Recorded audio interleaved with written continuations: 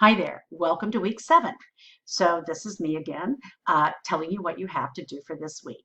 So for this week, you're going to be thinking about, you've gotten all this evidence and you've read all these studies. Now, how are you going to make a recommendation on a change in clinical practice for your unit or your organization or whatever? So there is a PDF document here following the evidence planning for sustainable change, and there is a PowerPoint presentation on evidence to practice. You're going to have a discussion board topic, and you're going to have a final paper that you submit. Now, I plan to have these papers corrected and back to you.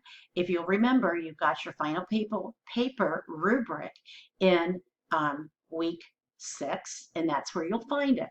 So again, you will get your paper back. It will have corrections. I expect you to make the corrections, and then you are going to put the rest of this together. So basically, going through it, it's going to be the chosen topic is introduced to the reader. That would be your introduction, and this is about your PICO.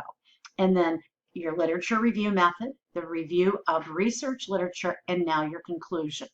So your conclusion is going to show a synthesis or a combination of the findings of your literature review and its application to nursing. So what did you come up with as a best practice? And did the experts agree or disagree? Were there details about consensus or lack of consensus? List 2 implications to nursing practice, preferably your own. And identification of specific ideas for actions to deal with barriers that are in here. I missed it. Barriers to implementation are briefly described, and the implications for further actions are briefly described. So where do you go from here? Do you have an evidence-based practice committee and you want to recommend to them that ibuprofen be alternated with Tylenol for better control of fever in pediatric patients? Is that maybe what the literature said?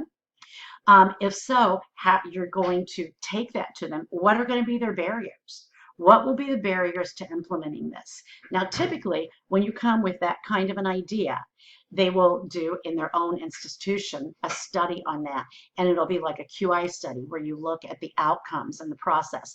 Did we alternate it? Did it truly control fever? That kind of thing. But what are your barriers going to be? Are you going to have nurses who are resistant?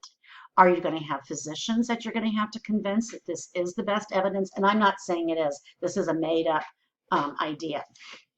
And then what are your further actions? What are you going to do after this? Are you going to monitor it on a QI? Are you going to write a new protocol? Tell us what the further actions. And then, of course, as always, your writing mechanics and APA. Okay, that is the summary of your VID project. We have 1 week to go.